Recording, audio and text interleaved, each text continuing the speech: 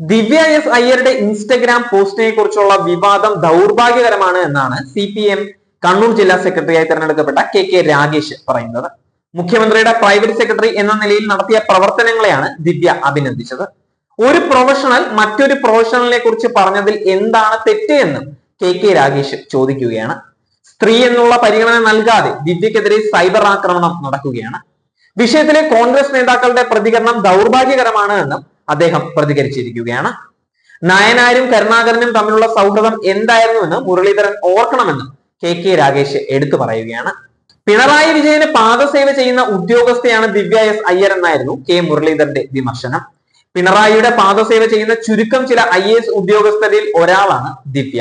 അതിന് അത്ര വില മാത്രമാണ് ഞങ്ങൾ കൽപ്പിക്കുന്നത്. സോപ്പിടുമ്പോൾ വല്ലാതെ പതപ്പിച്ചാൽ ഭാവിയിൽ ദോഷം ചെയ്യുമെന്നും അദ്ദേഹം പരിഹസിക്കുകയായിരുന്നു. അതേസമയം കെ രാഗേഷിനെ പുകഴ്ത്തിയുള്ള സമൂഹ മാധ്യമ പോസ്റ്റിലെ വിമർശനത്തിന് മറുപടിയുമായി ദിവ്യ എസ് അയ്യർ തന്നെ രംഗത്ത് വരികയായിരുന്നു. നന്മയുള്ളവരെ കുറിച്ച് നാലാളോട് പറയാൻ പ്രയാസം വേണ്ട.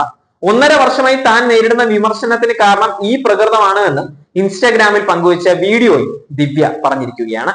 കഴിഞ്ഞ ദിവസമാണ് CPM കണ്ണൂർ ജില്ലാ സെക്രട്ടറിയായി തെരഞ്ഞെടുക്കപ്പെട്ട മുഖ്യമന്ത്രിയുടെ പ്രൈവറ്റ് സെക്രട്ടറി മുൻ രാജ്യസഭാ MP-യുമായ കെ രാഗേഷിനെ പുകഴ്ത്തി ദിവ്യ എസ് അയ്യർ പോസ്റ്റ് പങ്കുവച്ചിട്ടുണ്ടായിരുന്നത്. കർണന് പോലും അസൂയ തോന്നും വിധം ഈ KKR കവചം എന്ന തലക്കെട്ടോടെയായിരുന്നു ഇൻസ്റ്റഗ്രാമിൽ ആ കുറിപ്പ്. യഥാർത്ഥത്തിൽ സോഷ്യൽ മീഡിയയിൽ അഴിഞ്ഞാടുക തന്നെയാണ് അവർ. ശരിക്കും വെർബൽ റേപ്പ് എന്നൊക്കെ പറഞ്ഞാൽ ഇത് തന്നെയാണ് യൂത്ത് കോൺഗ്രസ് ചെയ്തുകൊണ്ടിരിക്കുന്നത്. അവർ ഇതല്ല ഇതിനപ്പുറവും ചെയ്യുമെന്ന് നമുക്ക് എല്ലാവർക്കും അറിയാവുന്ന കാര്യമാണ്. ഒന്നുമില്ലെങ്കിൽ സ്വന്തം നേതാവിന്റെ ഭാര്യയാണെന്ന് പോലും ഓർക്കാതെയാണ് അവർ ഇത് ചെയ്തുകൊണ്ടിരിക്കുന്നത്. ഇതിനു മുൻപും അവർ ഇങ്ങനെ തന്നെയൊക്കെയായിരുന്നു. അന്തരിച്ച കോൺഗ്രസ് നേതാവ് G കാർത്തികേയന്റെ മരുമോളും മുൻ കോൺഗ്രസ് MLA ശബരിനാഥിന്റെ ഭാര്യയുമായ ദിവ്യ എസ് അയ്യറെ സോഷ്യൽ മീഡിയയിൽ കണ്ണുമുട്ടിക്കുന്ന തെറി വിളിക്കുകയാണ് യൂത്ത് കോൺഗ്രസുകാർ.